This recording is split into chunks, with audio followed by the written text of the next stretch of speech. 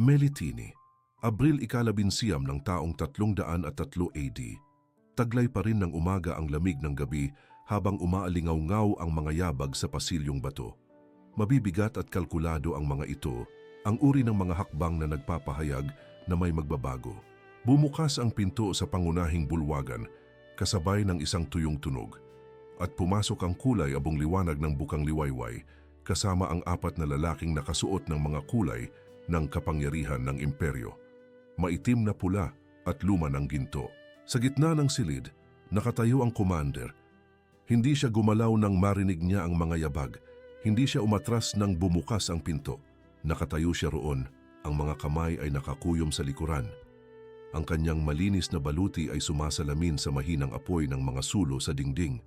Ang kanyang mga mata ay nakatuon sa 4 na lalaking nakatayo ngayon sa harap niya na parang sila ay isang pader. Isa sa kanila ang nagbukas ng isang balumbon, isang dokumentong may tatak ng emperador, ang simbolong kinikilala ng buong mundo ng Roma bilang tinig ng ganap na kapangyarihan. Ang boses na nagbasa ng dokumento ay malamig, hindi nagmamadali. Parang isang taong inuulit ang isang bagay na nasabi na nang maraming beses sa buwang iyon, sa taong iyon, sa maraming iba't ibang lungsod. Tatalikuran mo ang Diyos ng mga Kristiyano. Maghahandog ka sa mga Diyos ng Roma, pagtitibayin mo ang iyong katapatan sa emperador. 3 pangungusap, 3 kahilingan, isang pagpipilian. Sa likod ng commander, nakasandal sa kabilang pader ay 5 lalaki. Mayroon ding mga sundalo nakasuot din ng baluti na nakatayo rin. Hindi sila tinawag sa pulong na ito, kusang loob silang dumating. Dahil nang ipatawag ang commander, nagkatinginan sila at napagpasyahan. Nang hindi na kailangang magsalita, na hindi sila pababayaan. Ang katahimikang bumabalot ay kasing kapal ng hangin sa harap ng isang bagyo. Naghihintay ang mga opisyal ng imperyo. Kumakatok ang mga sulo. Sa labas sa makitid na bintana na tinatanaw ang patio ng kwartel, ang mga tunog ng mga gising na sundalo ay nagsimulang marinig. Ang pamilyar na ingay ng isang bagong araw na hindi pa alam na hindi ito magiging isang ordinaryong araw. Huminga ng malalim ang kumander. Minsan, dahan-dahan, at saka siya nagsalita. Hindi siya sumisigaw. Hindi siya nagbibigay ng mga talumpati. Hindi siya nanginginig. Ang kanyang tinig ay lumalabas ng matatag at malinaw mula sa parehong lugar kung saan nagmula ang mga utos sa labanan na sinunod ng 6,000 at 800 kalalakihan ng walang pag-aalinlangan. Hindi. Isang salita. 7 letra sa Latin na sa sandaling iyon ay mas mahalaga kaysa sa lahat ng kanyang binuo sa 30 taon ng buhay militar. Higit pa sa kanyang posisyon, higit pa sa kanyang kaluwalhatian, higit pa sa kanyang sariling buhay. Ang 5 lalaki sa likuran niya, nang walang pagtutugma, ay tumugon ng may parehong matatag na katahimikan. Hindi na nila kailangang magsalita. Nasabi na nila ang lahat ng dapat sabihin. Dahan-dahang inirolyo ng opisyal ng imperyo ang balumbon. Tiningnan ang kumander sa huling pagkakataon at umalis. Expedito ang pangalan ng lalaking ito. At hindi iyon ang sandaling nawala sa kanya ang lahat. Ito ang sandaling nakamit niya ang tanging titulo na hindi kayang ibigay o alisin ng sinumang emperador. Para maunawaan kung sino si Expedito, kailangan mo munang maunawaan kung saan siya ipinanganak. Hindi ordinaryong lungsod ang Melitene. Isa itong buhay na kuta na matatagpuan sa silangang bahagi ng Imperyong Romano sa tinatawag natin ngayong Turkey sa hangganan ng Armenia. Isipin ng isang lugar kung saan ang hangin ay bumababa mula sa mga bundok na amoy niyebe kahit sa tag-araw, kung saan ang ilog Euphrates ay nagsisimulang lumakas bago dumaloy patimog, kung saan ang abot tanaw ay palaging isang hanay ng mga bundok na natatakpan ng malabughaw na ambon. Doon nagtapos ang Imperyong Romano. At doon nagsimula ang lahat ng iba pa. Ang Armenia, ang rehiyon na sumasaklaw sa Melitene at umaabot lampas sa mga bundok, ay isang lupain na may napakatandang kasaysayan, matagal na bago pa man dumating ang mga Romano. Kilalang kilala ng mga Kristiyano ang pangalang ito. Ayon sa aklat ng Genesis, sa mga bundok ng Ararat, sa puso ng Armenia, lumapag ang arka ni Noe nang humupa ang tubig ng malaking baha. Ito ay isang lupain na naantig ng pananampalataya simula pa noong simula ng sangkatauhan. Pagkalipas ng ilang siglo, ang mga apostol na sina Judas Tadeo, Simon at Bartolome ay naglakbay sa mga daang batong iyon, nangaral sa mga nayon na halos walang pangalan sa mapa ng Roma. Ang mga binhi ng Kristyanismo ay naitanim doon ng maaga, sa matigas na lupa, sa gitna ng mga taong alam ang bigat ng pag-uusig at ang hirap ng kaligtasan. Sa mundong ito lumaki si Expedito. Mula sa pananaw ng mga Romano, ang Militin ay isang mahalagang estratehikong himpilan, isa sa mga pasukan ng imperyo sa silangan. Sinumang kumontrol sa Militin ay kumontrol sa ruta patungong Persya, sa mga taong nasa kapatagan at sa mga ruta ng kalakalan na nagsusuplay sa Roma ng seda, pampalasa at ginto. Sa makatuwid, ang lungsod ay namuhay sa isang permanenteng estado ng kahandaan sa militar. Natutong lumakad ang mga tao bago sila matutong lumaban at natuto silang lumaban bago sila matuto ng anupaman. Ang buhay sa Militin ay may kakaibang ritmo, sa bukang liwayway, ang pagtunog ng mga baluti na metal.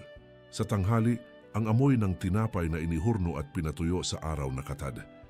Sa hapon ang alikabok ay tumatalbog dulot ng mga kabayo sa larangan ng pagsasanay. Sa gabi, ang apoy ng mga siga sa kampo at ang mga kwento ng mga veterano na nakakita sa mundo sa kabila ng mga bundok. Sa loob ng ritmong ito, nahubog ang karakter ni Expedito. Pumasok sa kanya ang disiplina, gaya ng nangyayari sa bawat anak ng isang nakukuta ang lungsod, hindi bilang isang ipinataw na tuntunin, kundi bilang pangalawang kalikasan. Ang kahandaan, ang kakayahang kumilos kaagad, nang walang pag-aalinlangan ang pinakamataas na halaga sa kapaligiran iyon. Ang sundalong nag-aalangan ay namamatay. Ang komander na nag-aalangan ay natatalo sa mga labanan. Ang malupit na lupang ito ay nagbunga ng isang matapang na lalaki, mahusay, direkta, mabilis.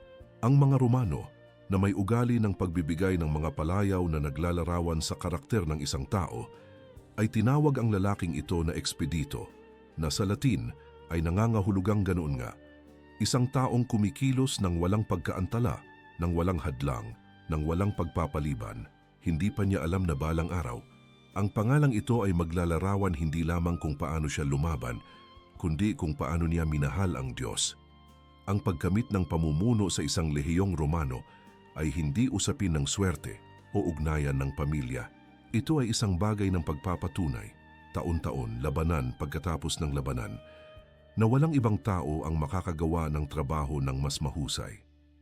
Napatunayan ito ni Expedito, ang ika-12 lehiyon, kilala bilang Fulminating Legion, na ang simbolo ay kidlat, ay nakabase sa Militin at responsable sa pagtatanggol sa buong silangang hangganan ng Imperyong Romano laban sa mga pag-atake mula sa mga barbarong mamamayan na nagmumula sa silangan. Dahil sa mahigit 6,800 kalalakihan, kabilang ang mga sundalo, kabalyeriya at mga auxiliary, ito ay isa sa pinakamalaki at pinakarespetadong puwersang militar sa kilalang mundo. Ang pamumuno sa tropang ito ay katumbas sa modernong panahon ng ranggo ng general ng isang buong hukbo. Narating ni Expedito ang posisyong iyon sa pagitan ng mga taong 296 at 333 AD. Nakarating siya roon dahil tumpak siya sa lahat ng kanyang ginagawa, sa mga taktikal na galaw, sa disiplina sa kampo, sa paraan ng pagtrato niya sa mga kalalakihan. Siya ang uri ng commander na iginagalang ng mga sundalo hindi dahil sa takot, kundi dahil alam nilang hindi niya sila kailanman ipapadala sa isang labanan na hindi niya maintindihan. At tulad ng bawat mataas na opisyal ng Roma, namuhay si Expedito ayon sa pinahihintulutan at hinihingi ng kanyang posisyon. Ang buhay ng isang Romanong komander ay binubuo ng mga piging, kung saan walang katapusang umaagos ang alak ng mga piging bilang parangal sa mga Diyos ng imperyo, ng mga ugnayang nakabatay sa kapangyarihan at impluensya. Ang karangyaan ay isang wika. Ang pagpapakita ng kayamanan ay pagpapakita ng lakas. Ang isang mahigpit na commander ay ituturing na mahina. Ang isang commander na bukas palad sa kasiyahan ay ituturing na isang taong nakakaintindi ng mga patakaran ng laro. Mahusay na nilaro ni Expedito ang larong ito. Hindi siya isang malupit o di tapat na tao ayon sa pamantayan ng kanyang panahon. Siya ay isang tao ng kanyang mundo, hinubog ng mga pinahahalagahan ng mundong iyon. Kaluwalhatiang militar, katapatan sa imperyo, kapangyarihang napanalunan sa pamamagitan ng dugo at dedikasyon. Ang ideya na mayroong isang bagay na nakahihigit sa emperador, isang bagay na karapat-dapat sa mas malaking katapatan, ay sadyang hindi akma sa mga limitasyon ng abot-tanaw na kanyang itinayo para sa kanyang sarili. Ngunit may kung ano sa lihiyong iyon na nakikita ni Expedito araw-araw at hindi niya maipaliwanag. Sa kaniyang 6,800 tauhan, mayroong isang grupo na naiiba ang kilos. Hindi sila gaanong disiplinado o hindi gaanong matapang, sila ang kadalasang pinakamahuhusay na sundalong mayroon siya. Ngunit may kakaiba sa paraan ng kanilang paghahanda para sa labanan, sa paraan ng kanilang paglilibing sa kanilang mga patay, sa paraan ng kanilang pagtrato sa mga sugatan sa panig ng kaaway, na naobserbahan ni Expedito ng may halong kuryosidad at pagkabalisa. Ang mga lalaking ito ay nanalangin sa isang Diyos na namatay sa krus at ayon sa kanila ay nabuhay muli. Hindi iyon naintindihan ni Expedito, pero lingid sa kanyang kaalaman, nagsimula na siyang magbigay pansin. Para maunawaan kung ano ang mangyayari kay Expedito, kailangan nating bumalik mahigit 100 taon bago siya. Taong 173 AD noon, at si Emperador Marcus Aurelius, ang taong namuno sa Roma noong panahong iyon at itinuturing na isa sa mga pinakadakilang pilosopo ng sinaunang mundo, ay natagpuan ang kanyang sarili sa isang desperadong sitwasyon. Ang kanyang hukbo ay napapaligiran ng mga kwadi, isang mga taong barbaro na naninirahan sa rehiyon na tinatawag natin ngayon na Slovakia.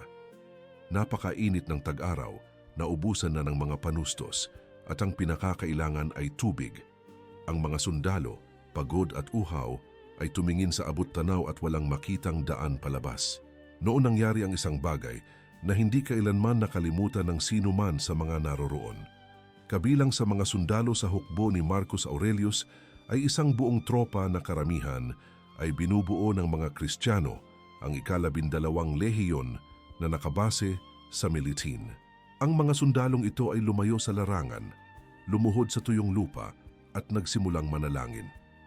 Walang kakaiba sa eksena, mga lalaking nakayuko ang mga ulo at tahimik na gumagalaw ang mga labi, at saka nagbago ang langit. Isang malakas na ulan ang bumuhos sa mga sundalong Romano na nagpaginhawa sa mga kalalakihan at pumuno sa kanilang mga sasakyang dagat. Kasabay nito, isang bagyo ng kidlat at graniso ang tumama sa hukbo ng kaaway ng may labis na karahasan, kaya't ang mga kwadi ay nagkahiwa-hiwalay sa takot. Ang labanan na tila natalo ay nauwi sa tagumpay ng hindi kinailangan ng kahit isang espada.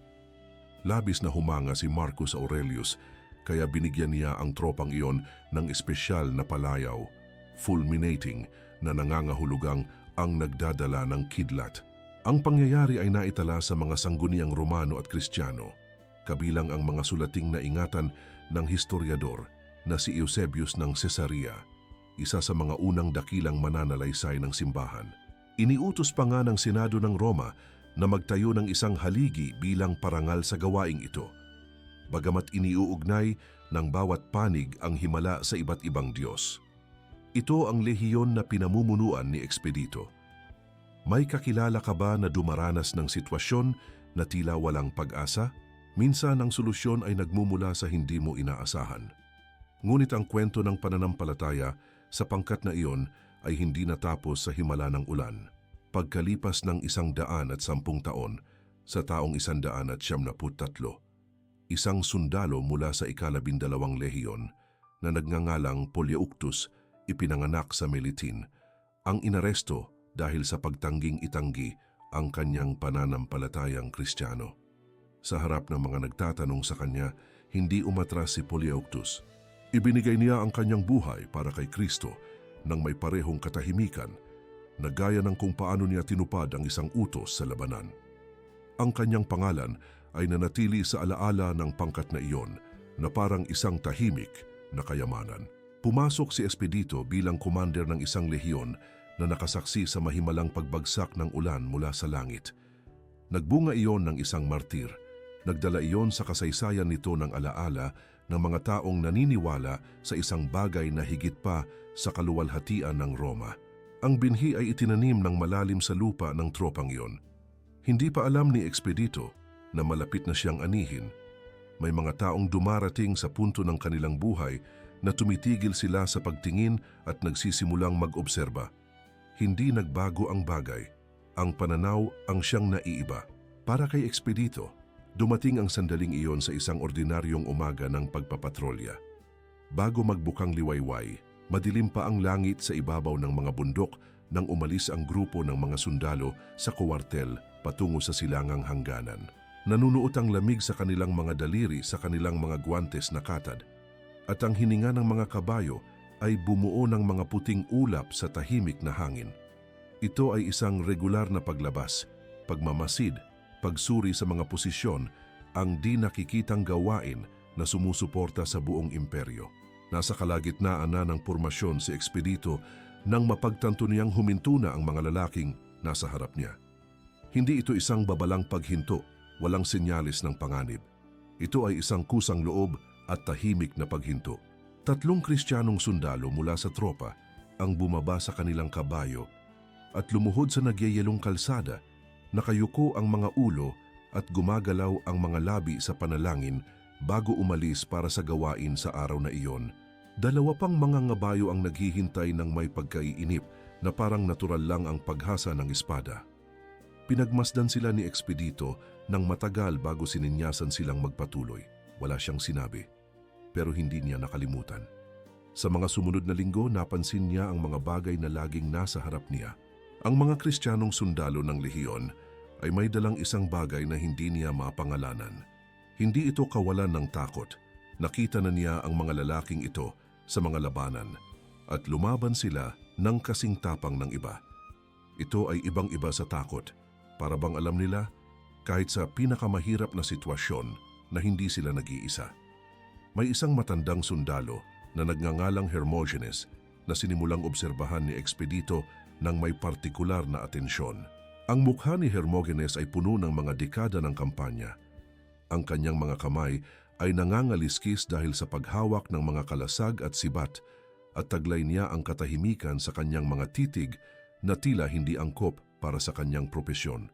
Kapag dumating ang mga sugatan sa kampo pagkatapos ng isang labanan, si Hermogenes ay palaging isa sa mga unang lumilitaw, hindi dahil sa utos, kundi dahil sa kanyang kagustuhan. Nagmamalasakit siya sa iba nang hindi umaasa ng pagkilala, nang hindi humihingi ng anumang kapalit. Isang hapon, huminto si Expedito malapit sa kanya habang inaalagaan niya ang isang sugatang kasama at nagtanong, nang may diretsang ekspresyon ng isang taong walang pasensya sa pagkukwento ng walang katuturan. "Bakit mo ginagawa ito?" Tumingala si Hermogenes at simpleng sumagot, "Dahil si Kristo ang unang gumawa nito para sa akin." Hindi sumagot si Expedito. Tumalikod siya at umalis. Ngunit nanatili ang parirala. Nanatili ito sa kanyang kalooban na parang isang maliit na bato sa sapatos. Hindi matiis ngunit imposibleng baliwalain. Binabalikan niya ito sa gabi, kapag natutulog ang kampo at tanging ang hangin mula sa bundok ang umiindak. Binalikan niya ito sa mga sumunod na araw, habang mahaba at tahimik ang mga martsa. May kung anong nagsimulang gumalaw sa loob ng matigas na lalaking iyon mula sa Melitin. Hindi pa rin niya alam ang tawag sa nararamdaman niya, pero malapit na niyang malaman. Ayon sa tradisyon, ang desisyon ay dumating ng biglaan, tulad ng ulan na nagligtas sa lehiyong iyon mahigit 100 taon na ang nakalilipas. Nag-iisa si Expedito nang maramdaman niya ang inilarawan ng mga Kristiyano sa paligid niya bilang biyaya ng Diyos. Isang biglaang kalinawan, isang katiyakan na hindi nagmumula sa pangangatwiran, kundi mula sa isang lugar na mas malalim kaysa sa kayang abutin ng pangangatwiran. Pagkatapos ng ilang buwan ng pagmamasid, pagtatanong, paglaban, naging simple ang lahat. Gusto niya ang mayroon si Hermogenes, ang kapayapaang iyon, ang katiyakan na iyon, ang presensyang iyon na hindi umaasa sa mga tagumpay o posisyon. Gusto niya si Kristo, at sa mismong sandaling iyon, tumpak ang tradisyon dito, nang isang tinig ang nagsimulang magsalita sa loob niya. Hindi ngayon. Mamaya na, kapag mas kalmado na ang mga bagay-bagay, kapag tama na ang panahon, bukas. Mas maganda na ang bukas. Sa Latin, ang salita para sa bukas ay kras. At sinasabi ng tradisyon na ang boses na ito ay parang tunog ng uwak. Ang ibon na sa mga sinaunang kultura ay iniuugnay sa pagpapaliban ang espiritu na laging nakakahanap ng dahilan upang hindi kumilos ngayon. Kras, kras, kras, bukas, bukas, bukas, bukas.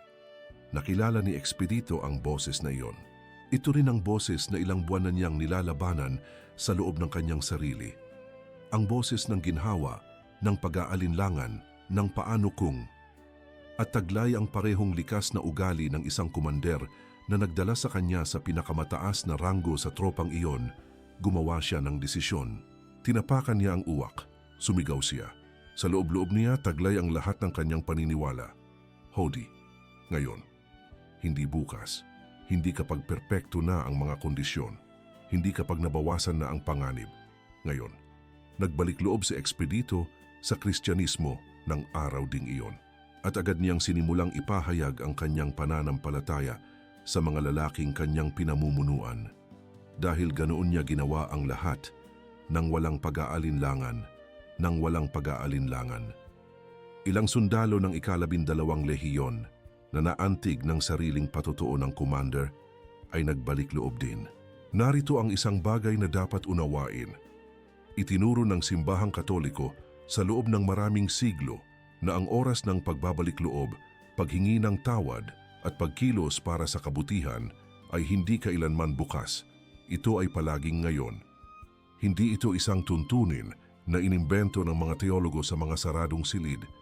Ito ay isang katotohanan na ang isang sundalong Romano mula sa Meliten ay nabuhay kasama ang kanyang sariling katawan, tinapakan gamit ang kanyang sariling paa, at sumisigaw gamit ang kanyang sariling boses. Sa tuwing ang isang Katoliko ay kumukumpisal ng walang pagkaantala, sa tuwing may magpapasya ngayon at hindi bukas, hindi nila namamalayang inuulit ang kilos ni Expedito. Ang salitang Hodi ay nakatatak pa rin sa larawang kilala sa buong mundo. Ang sundalong Romano na nakatayo, hawak ang krus sa kanang kamay at ang salitang nakaukit sa malinaw na mga letra, tinatapakan ng uwak na walang kabuluhang umuungal. 2,000 taon na ang kasaysayan at ang uwak ay patuloy pa ring kumakahol. At ang sagot ay nananatiling pareho. Ngayon, noong mga unang taon ng kanyang paghahari, si Emperador Diocletian, ang lalaking namuno sa pinakamalaking imperyo sa kilalang mundo, na may kapangyarihan sa 12 ng mga probinsya, daan-daang lungsod at milyon-milyong tao, ay namangha sa mga Kristiyano sa kanyang pagpaparaya. May mga Kristiyano sa sarili niyang palasyo. Ang kanyang asawang si Prisca at ang kanyang anak na si Valeria ay nakikisimpatiya sa Kristyanismo, posibleng mga binyag na. Ang mga Kristiyano ay humawak ng mahahalagang posisyon sa administrasyon at sa hukbo, tulad ng nangyari kay Expedito at 12 ng iba pang mga opisyal sa mga lalawigan sa silangan. Sa loob ng ilang panahon, tila naiwan ang panahon ng matinding pag-uusig. Parang ganun nga noong taong 33 AD may nagbago.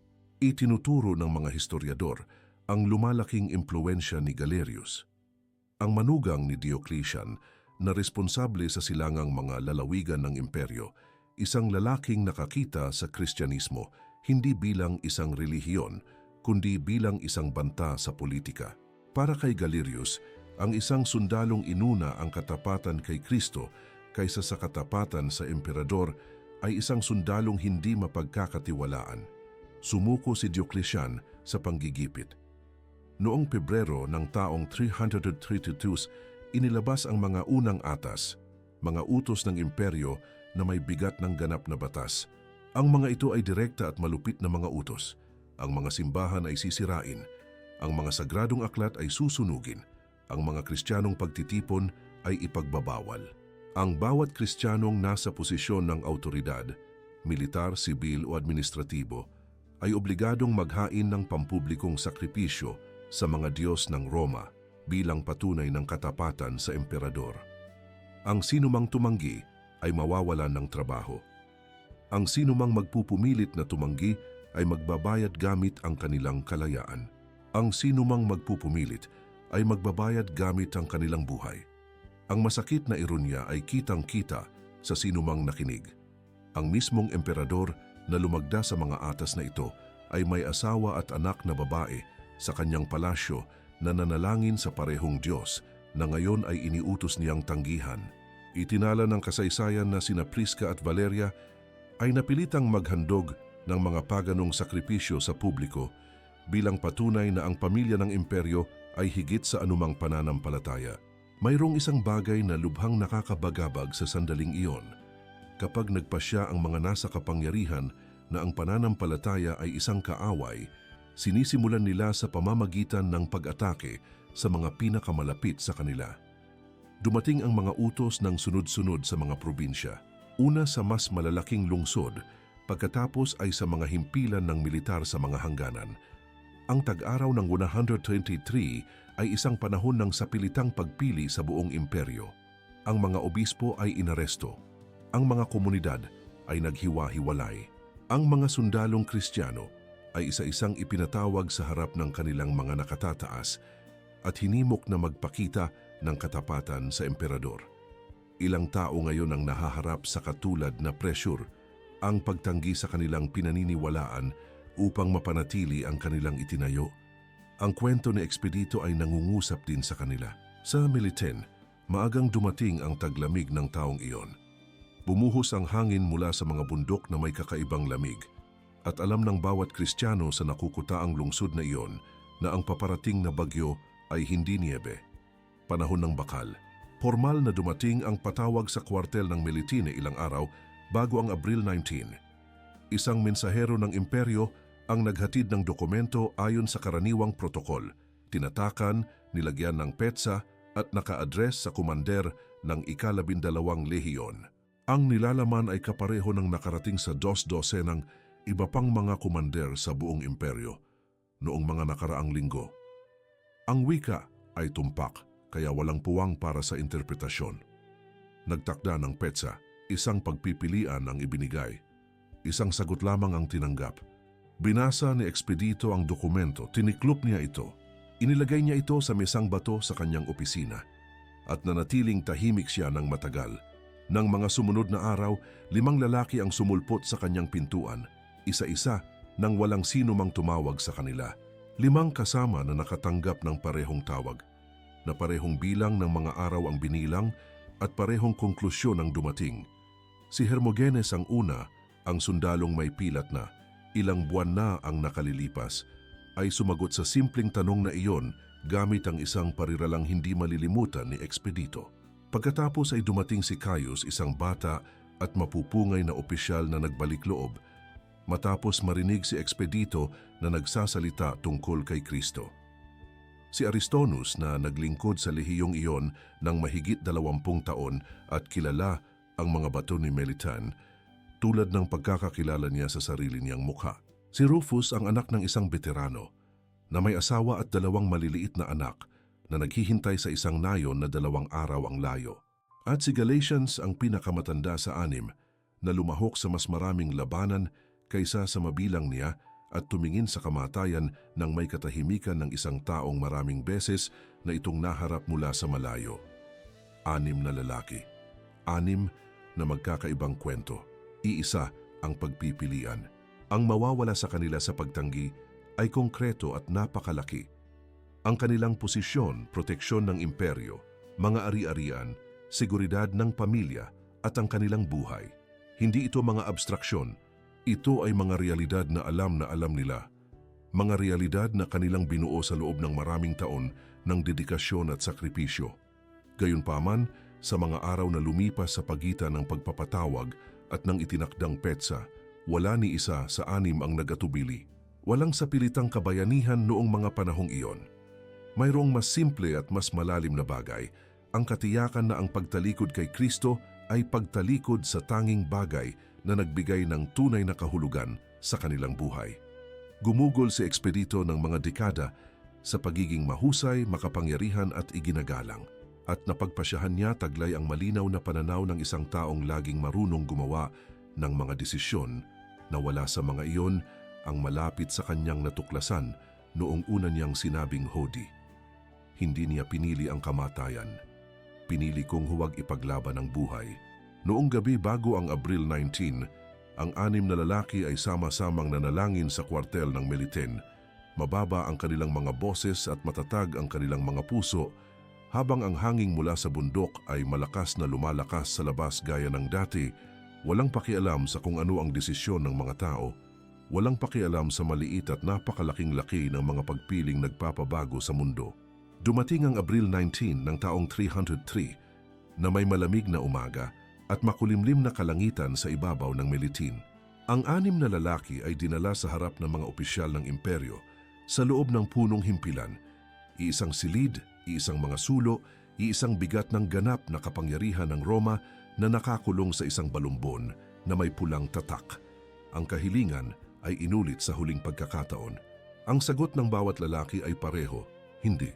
Tumayo si Expedito sa harap ng mga lalaking dumating upang takutin siya at gamit ang parehong tinig na ginamit niya sa pangunguna sa mga labanan, sinabi niya ang nasa kanyang puso, na natagpuan na niya ang tunay na Kristo, na walang kapangyarihan sa mundo na mas mahalaga kaysa sa katotohanan ito, at handa siya para sa anumang dumating.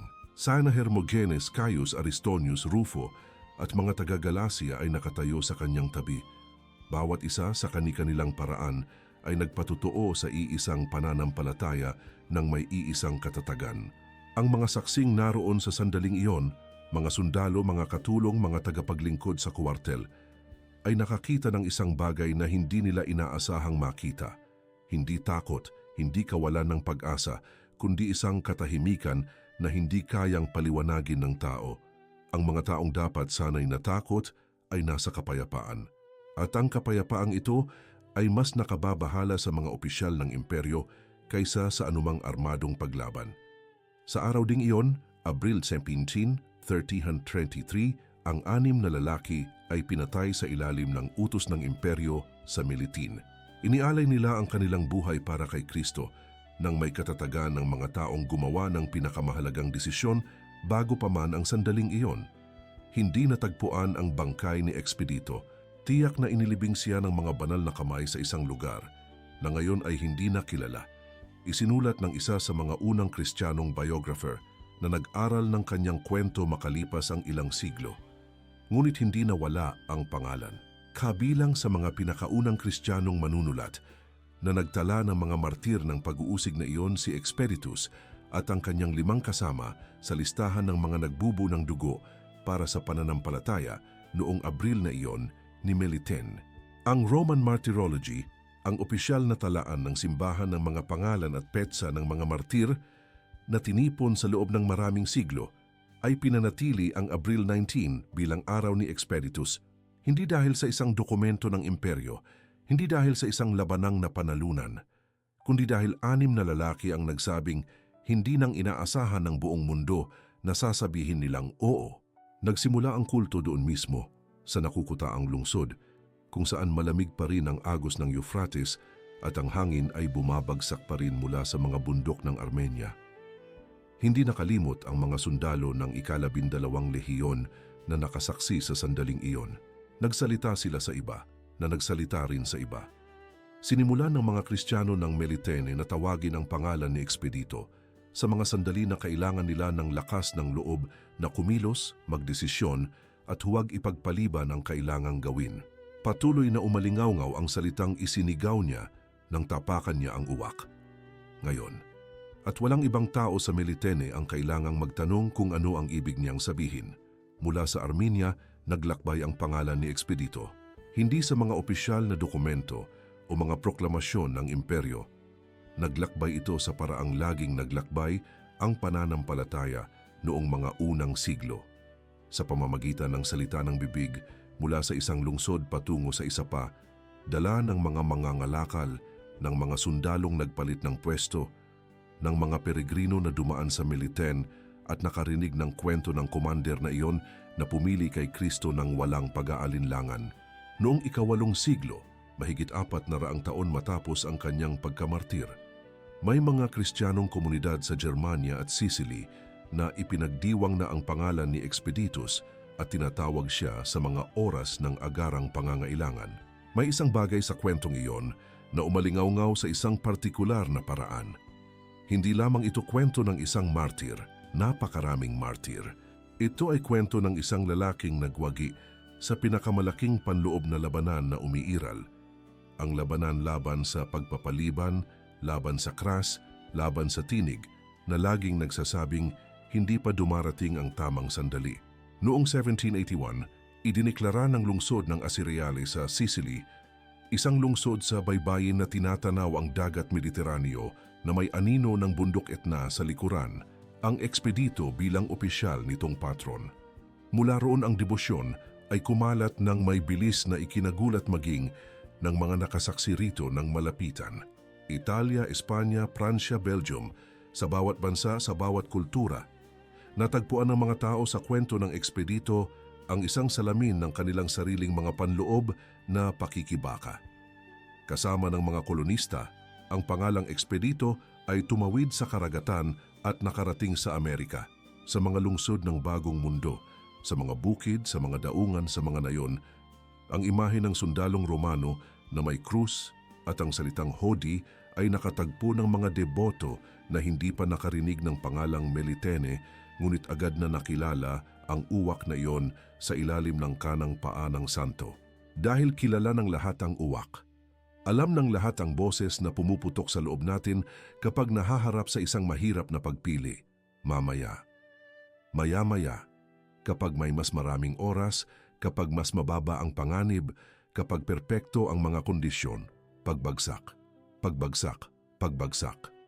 At kaya nga si Expeditus, isang commander noong ika-4 na siglo ng isang nakukutaang lungsod na hindi alam ng karamihan kung paano mahahanap sa mapa, ay nananatiling isa sa mga pinakatinatawag na santo sa mundo, ilang siglo matapos niyang tapakan ang uwak na yon at sumigaw ng Hodi sa isang malamig na umaga ng mga Armenian. Hindi dahil sa siya ay pambihira sa harap ng biyaya, kundi dahil siya ay pangkaraniwan tulad nating lahat, isang taong nagpapaliban, lumalaban, may magagandang dahilan para hindi pa magdesisyon. At isang araw ay nagpasya na ang tamang sandali. Sinimulan mo ang kwentong ito sa pamamagitan ng pagtingin sa isang lalaking nahaharap sa pinakamahirap na pagpili sa kanyang buhay. Ngayon alam mo na ang buong paglalakbay. Mula sa kwartel ng Meliten hanggang sa mga kapilya sa buong mundo. Mula sa salitang isinigaw niya sa uwak hanggang sa salitang umaalingaw-ngaw, tuwing may magdedesisyong kumilos ngayon at hindi bukas. Nasa kamay pa rin niya ang krus, nakaukit pa rin ang salita. Ngayon,